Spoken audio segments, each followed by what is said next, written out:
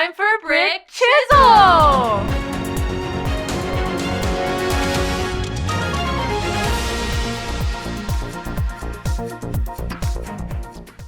Brick Chisel here at Fogset News. Our top story.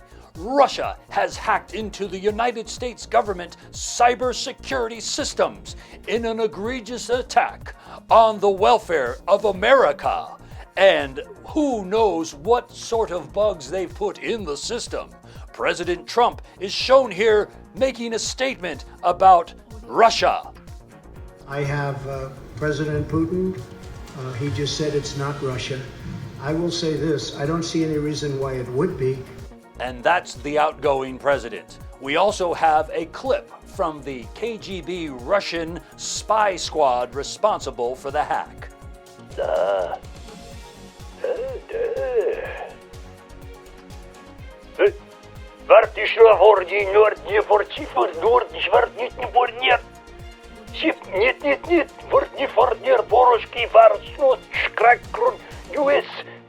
In China, Alibaba, also known as the Chinese Amazon, has revealed that they have a facial recognition software which they've used to single out the Muslim Chinese ethnic minorities known as Uyghurs. Here in America, the U.S. Uyghurs have protested vehemently against that, with protests led by Eminem, Vanilla Ice, Paleface Solid, and Post Malone. And in Michigan, a man has sued his parents for getting rid of his pornography collection. David Working, aged 42, was living back at his parents' house after his divorce, and they discovered his pornography collection worth at least $29,000 and tossed it out. He then sued them in court to get back the pornography collection, or at least the money. The judge has ruled in his favor, but told him not to hurt himself.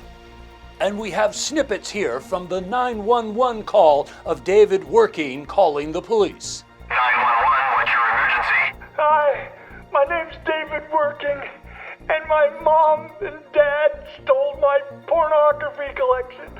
What's your emergency? They sold my pornography collection.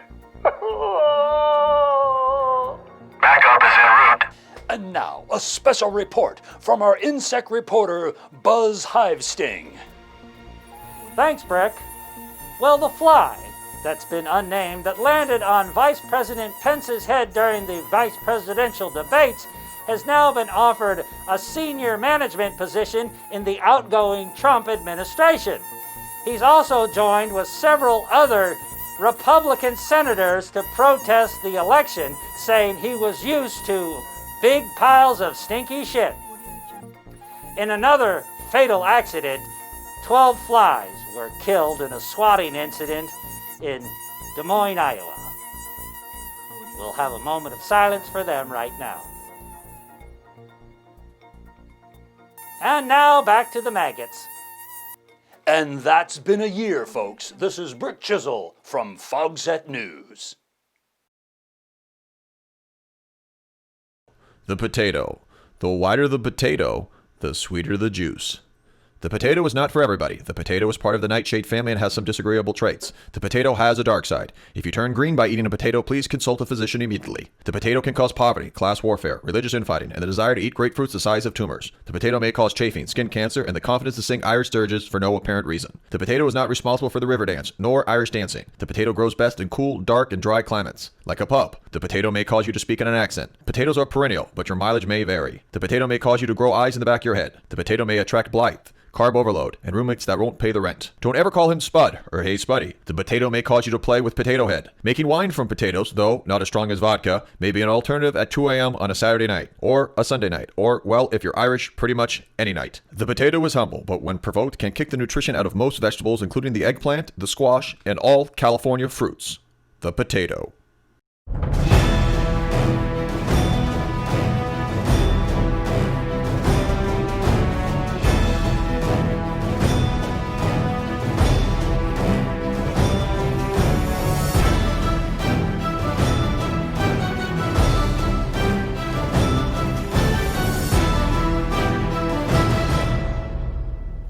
Sputnik, the first ever artificial satellite, launched by the Russians in 1957. No bigger than a beach ball.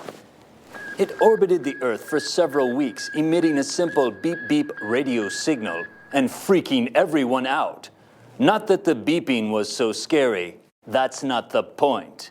Here's a view from space as Sputnik circled the Earth. Notice the large oceans of liquid water and big fat continents. Can you name all the continents? You can, but there's no point. They've got names already. At the time Sputnik was launched, tensions between the United States and the Union of Soviet Socialist Ruskies was at an all-time high. It sucked. 2 months later, the US built a satellite of its own. The space race was on. Vanguard, scheduled for launch December 6th. 3, 2, 1. Oh, crap. Not good. Our rockets were blowing up on the launch pad while the Reds had a satellite in orbit. Every 90 minutes, the damn thing went overhead. Beep, beep, beep, beep, beep.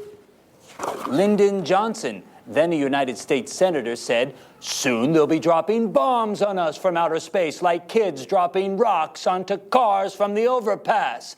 To make matters worse, a year later, they launched Sputnik 2, this time with a dog on board. A dog! Lanka, the space dog. Fine. What do you think old LBJ had to say about that, huh? Soon they'll be dropping dogs on us from outer space, just like kids dropping dogs from the overpass. So what is the, you may ask, point? Well, I'll tell you. The new rocket technology made possible the intercontinental ballistic missile.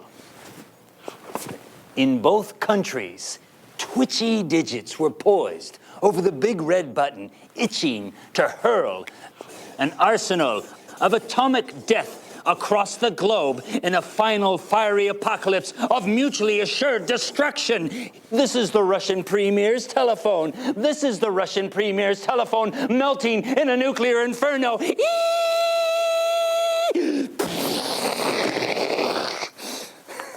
Damn.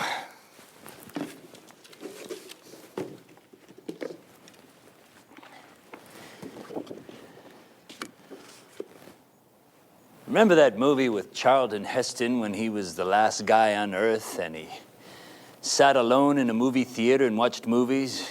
Then he met a black woman with an afro that rode around on his motorcycle and killed mutants. They don't make afros like that anymore. It was a perfect sphere. I wish I were the last guy on Earth. I wish there were nuclear war or some man-made plague and everyone were dead. Like that's gonna happen. I have no luck.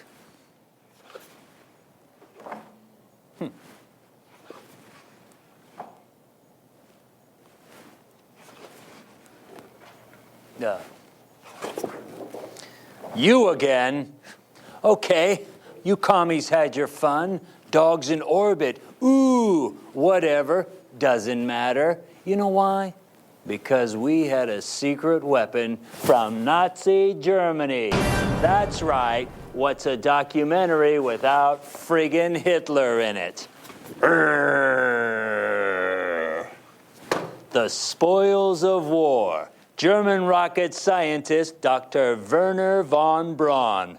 Oh yeah, we put him on the job, and that turned the tide of the space race.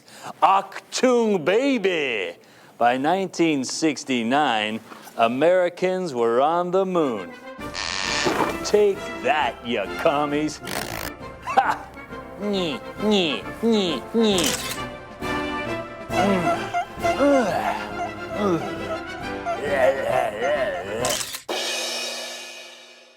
After that, it was only a matter of time. The Berlin Wall fell and the Soviet Union collapsed, ushering in an unprecedented era of peace and prosperity. And America lived happily ever after. The end.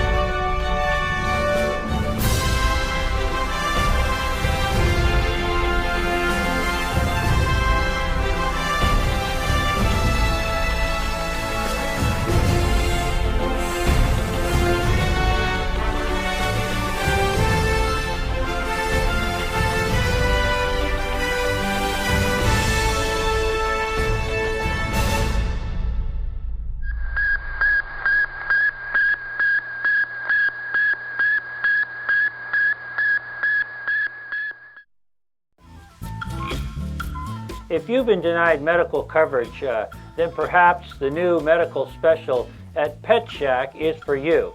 I was able to get needed hemorrhoid surgery, and it was low cost, and at a regular hospital that would have cost thousands and thousands of dollars, but at Pet Shack it was done in under an hour. I just walked in there, and Pet Shack is the way to go to get your all of your medical procedures done, especially if you've been denied medical insurance. I had some hemorrhoid surgery done, and of course the doctor, he charged me a little but not a lot for this device so that I wouldn't chew the stitches. And of course I was also spayed and neutered, because that's a state law anytime you do come in that. But Pet Shop was able to take care of that at a minimal fee, which is much appreciated there. So if you're looking for someplace to go where it's cheap, reliable, and easy without a lot of hassle from a lot of those medical forms and doctors and blah, blah, blah insurance people, then try Pet Shack. So anyway, you'll come out of there a satisfied customer like I am. Oh!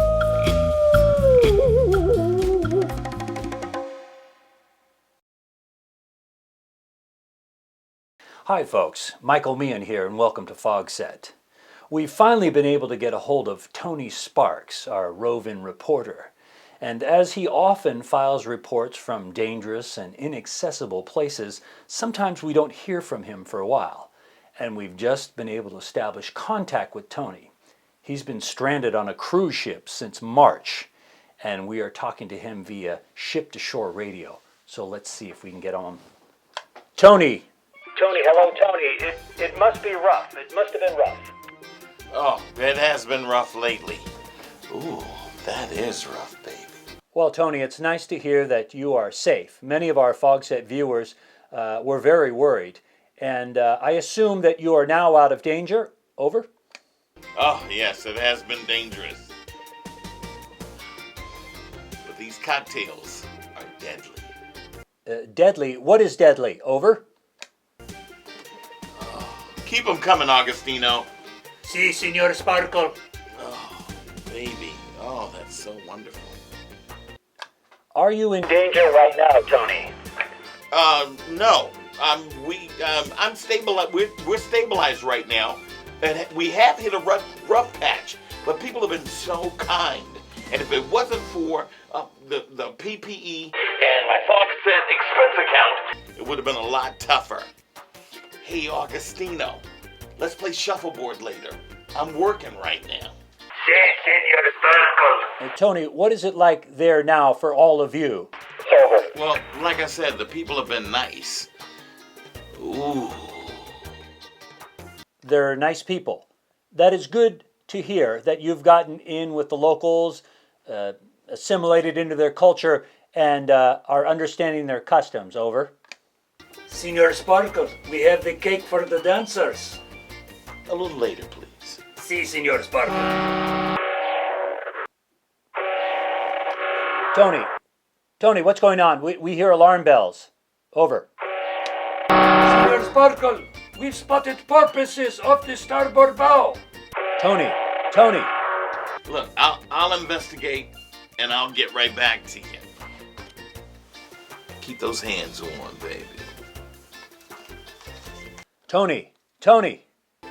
This is Tony Sparks, reporting from Fogset News.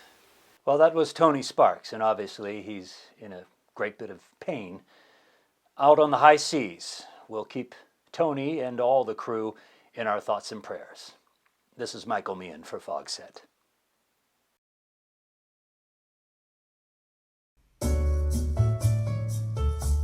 Hello, this is J. Roger Wanke, and welcome to Insight, the program that talks with interesting people. My guest today is a man who holds several PhDs in psychology and family counseling, as well as several trophies and titles in goat roping. He's also known as the man who won't shut up. Please welcome, while I go return some gifts to some shops downtown, to Professor Thaddeus Cornpone III.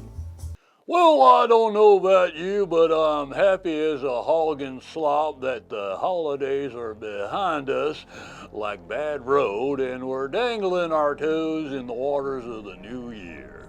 Of course, time spent with family is reassuring that not all the nuts are in the nut house. And, I mean, nobody minds a glass or two of brandy and eggnog, but Uncle Earl's rampant alcoholism tends to put the shun in dysfunctional family. And, it's easier to stand the smell of liquor than to listen to it.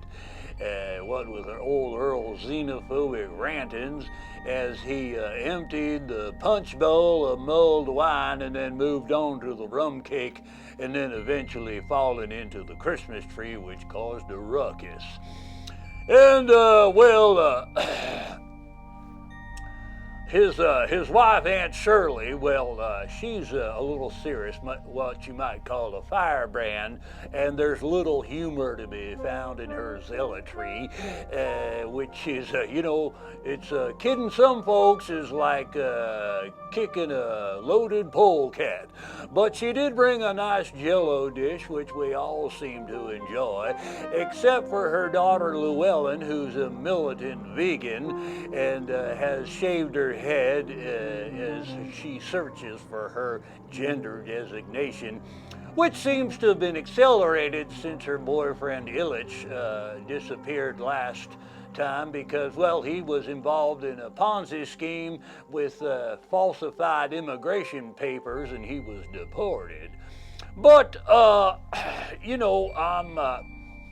and then of course her brother, I'm surprised that there's enough trees in the forest to support all the pine shelving of the self-help books he's got lining his living room. And he is what you call one of these souls who's constantly looking for himself. And I said, and I shouldn't have said it, I said, well, have you checked under the bed? Well, that set off a huge ruckus. He and his missus are having marital problems, as you might guess.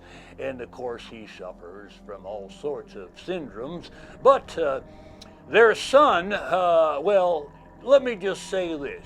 You can take the boy out of the country, but you can't take the country out of the boy, especially if the country is Nazi Germany, as he's joined one of these militia hate groups, anti-whatever you call it. But he did keep the Sig Heils down to a minimum and seemed genuinely happy with the gift we give him, although he had asked for some commemorative swastika pins that you can buy on the dark web, but we resisted that and instead bought him a Messerschmitt model airplane with plenty of extra tubes of glue, which he seemed to enjoy. And he did join in occasionally, though, between his bashing of the liberal Twitterati to opine about some of the environmental issues that we had been discussing, i.e. the forest fires, which apparently had burned out their gathering spot in the woods, the Hermann Goering Memorial Campground of the Redwoods. And, they lost several sets of jackboots as they had been insured for theft but not fire, which was not a good foresight on their problems. Howsomever, there was, he suffers greatly, of course, from self-hatred syndrome is he's half Jewish himself from his birth mother of origin, who gave him up for adoption, and then she rejoined her Israeli commando unit in Jerusalem. Well, let me just say that it's classic self-hatred with a dollop of Messiah complex, which is not shared by his sister, as she suffers from an inferiority complex, which fueled by intense sibling rivalry by her sister, who's gone on to get a PhD in horticulture and made millions in the marijuana farming business. But she, her sister, the other twin sister of the boy, Jared, she suffers from the inferiority complex, which is coupled with a misdiagnosis and overprescription of mind-altering psychotropic drugs. And she, of course, ping-pongs between being in a decatatonic state and a highly manic state where she is constantly, of course, controlling her young husband. She married young and wrong, and he doesn't seem to know which way to go. He doesn't say poo without an okay from her, and he, of course, she hasn't killed his spirit, but she has hobbled it by cutting his tendons by the way of his testicles. And of course, the twin sister's husband there, well, the aforementioned one, well, you know, they say never approach a bull from the front, a horse from the rear, and a fool from any direction, but he trapped us by the credenza and went on and on about his intranet company that was going to be so successful he was going to make the Amazon Jeff Bezos fella look like he was in the poorhouse. But, you know, the bigger the mouth, the better it looks shut. That's what we say. And of course, the poor fella's driven by, he's driven by a sense of failure from his overbearing father and a cold mother. And I mean, it's just boilerplate Jungian archetype. But you can cut your throat with a sharp tongue, so we kept quiet and we did not point out any of his irregularities, as you can't put your foot in your mouth if you keep it shut, which we did until the ride home with the missus, and then we let loose on all of the family and what they were. But you know, family is family, and birth, just like plumbing and birth order, hold on a sec there, let's see. So we did not point out any of his irregularities because you can't put your foot in the mouth if it's shut. And we did not open it until we got on the car ride home, and then me and the wife discussed the various members of the family. And, well, the feathers flew, but family's family, and birth order and plumbing mean shit rolls downhill, and low man on the totem pole wears the stinky moccasins. But family, you know, they're the millstones we're blessed with around our house. Well, the feathers flew on the ride home, but family's family, and, you know, like birth order and plumbing, shit rolls downhill, and the low man on the totem pole wears the stinky moccasins. But, sorry, let me do that one more time. Well, we kept our mouths shut until we got on the ride home, and then me and the missus talked about it, and feathers flew. What, family's family, and just like plumbing, birth order, shit rolls downhill, and low man on the totem pole gets to wear the stinky moccasins. But family, they're the millstones we're blessed with around our necks. So Happy New Year, partner, and hope you get out there safe and sane. Well, that was Professor Thaddeus Cornpone III. Thank you, Professor. I was able to return a crystal set I received for the holidays, which I have no use for, and then used the money to buy some things that well, they're a bit of a personal nature, but I'll enjoy them in the privacy of my own home. Thanks for tuning in to Insight, the program that speaks with interesting people. I'm J. Roger Wanke.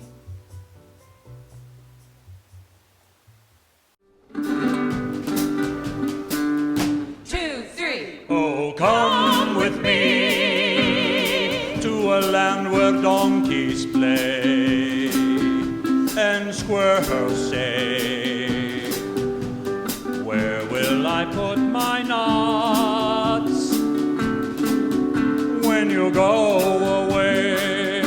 2, 3. Come be with me in complete misery. Come be with me.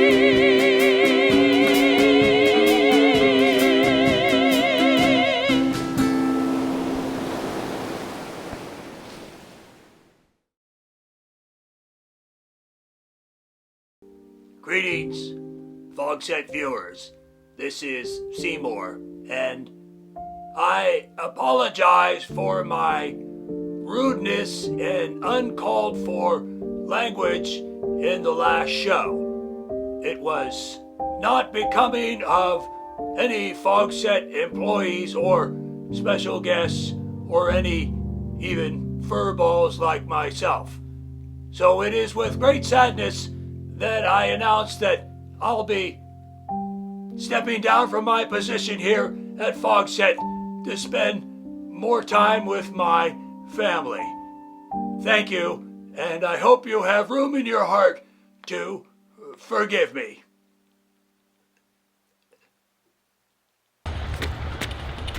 Boy! He's not breathing. Come on. Photosynthesize. Come on. Live. Who knows? Anybody know who his name? Anybody?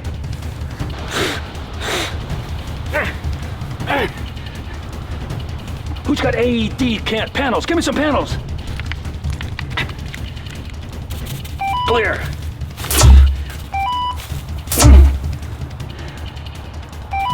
Clear. All right, clear. He's mulch. Merry Christmas.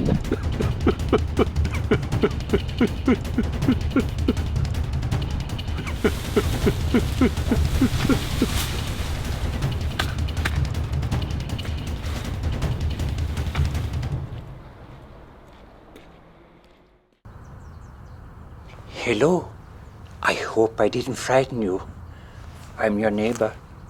I see you every morning walking your dog, and you always look so cold.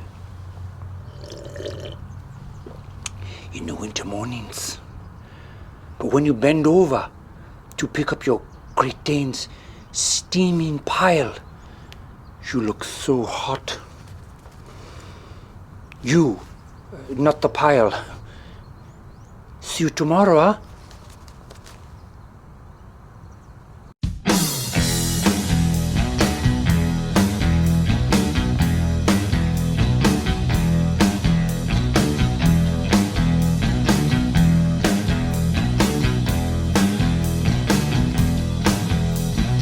I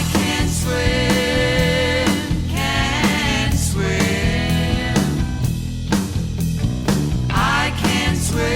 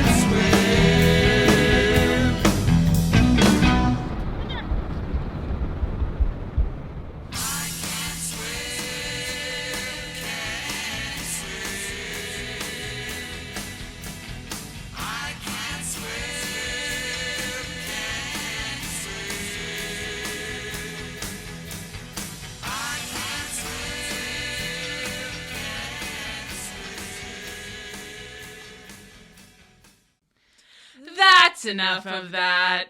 Here's something else.